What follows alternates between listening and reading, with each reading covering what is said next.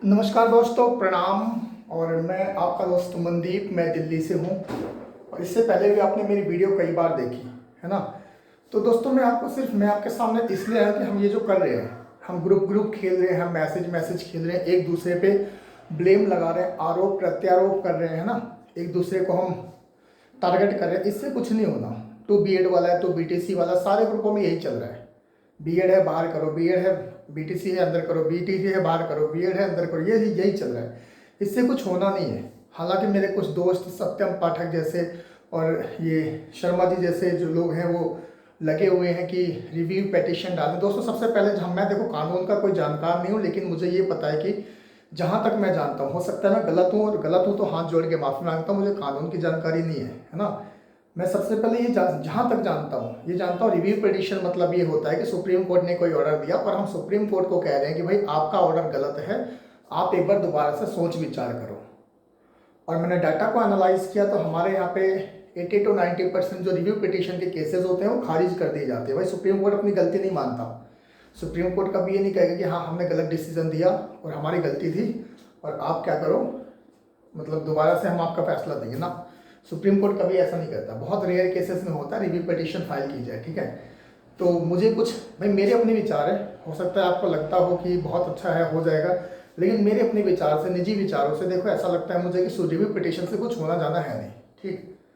और आप review petition डालोगे, होगा भी तो क्या होगा, 4-5 साल केस चलेगा, आप में से बहुत सारे अभ्यर्थी होंगे जिनकी एज निकल जाएगी, और 4-5 साल 3-4 साल क्या करोगे। ये वाला केस हमारा 2018 से अभी तक मतलब 3 साल तो कम से कम चला ही है ना, 20।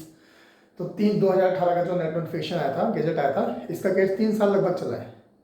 तो अगले 3 सालों तक आप क्या करोगे, यही काम है, आप केस लड़ते रहोगे, है ना। हालांकि कुछ ना कुछ तो कर ही रहे, मैं बुराई नहीं कर रहा। दोस्तों देखो मुझे एक बात पता है ना, कि अगर वसूलों पे आ जाए तो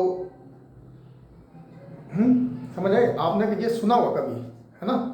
वसूलों पे आ जाए तो टकराना जरूरी है, उसूलों पे आ जाए तो टकराना जरूरी है, और अगर जिंदा हो ना तो जिंदा नजर आना जरूरी है। उसूलों पे आ जाए तो टकराना जरूरी है, और जिंदा हो तो जिंदा आना जरूरी है। इनसे कुछ नहीं होगा, घर बैठ के हम व्हाट्सएप कर रहे हैं, टेलीग्राम खेल रहे हैं, मैसेज खेल रहे हैं, कुछ नहीं होना। भाई अब तो खुलेआम बोलना पड़ रहा है कि सरकार हमारी नहीं सुन रही है। राजस्थान से निकाला, उड़ीसा से निकाला, अभी सुनाई दे रहा है कुछ ऐसा आ रहा है कि बिहार से भी निकाल दिया गया है। हालांकि मुझे इसकी कोई पुष्टि नहीं हुई है कहीं से, बट सुनाई दे रहा है, ऐसी खबरें आ रही है, बच्चे बता रहे हैं। मैं बहुत लोगों से मिल रहा हूँ, बहुत बच्चों से मैं बात कर रहा हूँ, है ना। हमारा दिन भर इसी में बीत रहा है कि अलग अलग ग्रुप के लोगों से मिल रहे हैं, अलग अलग बच्चों से मिल रहे हैं। लेकिन सबसे बड़ी दिक्कत क्या है पता क्या है, वो शर्मा जी सही बोल रहे हैं, कोई मदद नहीं करता। 51, 21, 11 रुपये, भाई 100-200 को तो पिज़्ज़ा खा के उड़ा देते होगे, है ना, शहरों में रहने वाले बच्चे। और गांव वाले भी ऐसे ही हैं, चाट समोसा जलेबी, लेकिन कोई मदद नहीं करता। नौकरी सबको चाहिए। तो मैं ये नहीं कह रहा ना, मैं मांग रहा हूँ किसी से, भाई मेरा तो चैनल भी कोई सब्सक्राइब नहीं करता। मैं तो कितनी बार बोला कि अपने जानने पहचान वालों का जो अपना सपोर्ट कर रहे हैं उनके चैनल्स को सब्सक्राइब कीजिए। ये फर्जी कोचिंग चैनल वालों के चैनल को अनसब्सक्राइब कीजिए, इनको रिपोर्ट कीजिए, जो हमारा साथ नहीं दे रहे, जो ऑडी में चलते हैं, जो बड़ी बड़ी गाड़ियों में चल रहे हैं, हमारा साथ देने के लिए कोई नहीं है ना। तो फर्स्ट ऑफ ऑल देखो मैं ये कहना चाहूँगा कि रिव्यू पिटीशन एक जरिया, एक रास्ता हो सकता है, लेकिन हम कुछ श्योरिटी नहीं है। हाँ, श्योरिटी सिर्फ इस चीज़ में है कि घरों से निकल के यूनिटी दिखा के, है ना, हमें सरकार को इस बात पे मजबूर करना होगा कि हमारे लिए अध्यादेश लाया जाए। 18 में जब नोटिफिकेशन एनसीटीई लाया, है ना, पास सरकार ने कराया, गजट एनसीटी का पास करा सरकार ने, तो हमने आपका नोटिफिकेशन देख के बीएड किया, और इसमें हमारी कोई गलती नहीं है, ठीक है। हमको आपने ये बोला कि आप बीएड कर लो, आपकी नौकरी लगेगी प्राइमरी में, ठीक है जी, हमने बीएड कर लिया। अब आप 2023 11 अगस्त को ये कहते हैं ना ना ना वो तो गलत था, आपने गजट ही रद्द कर दिया, ऐसे कैसे। तो इसमें सिर्फ सरकार कर सकती है, सरकार हमारे लिए सिर्फ एक अध्यादेश ला सकती है। एनसीटी का तो आप देख ही रहे हैं क्या चल रहा है, क्या मैटर है। एनसीटी को कुछ करना होता तो अभी तक एक दूसरा गजट लाती और बोलती कि वो गजट रद्द हो गया तो कोई बात नहीं, हम टीचर्स बीएड वालों को नया गजट लेके आते हैं, है ना, वो भी रद्द हो जाए, तीसरा गजट लेके आएंगे, लेकिन हमारे साथ कोई नहीं है। और आपस में ये टूटना छोड़िए, जुड़ना सीखिए, है ना। हम लोग दिन भर घूम रहे हैं, लोगों से मिल रहे हैं, विधायकों से मिल रहे हैं दिल्ली में, और सांसद जी को ज्ञापन भी देने हम लोग गए थे। ठीक है, तो बस यूनिटी बना के रखिए, और यूनिटी बिना बनाए कुछ होगा नहीं, है ना। लास्ट में देखो मैं एक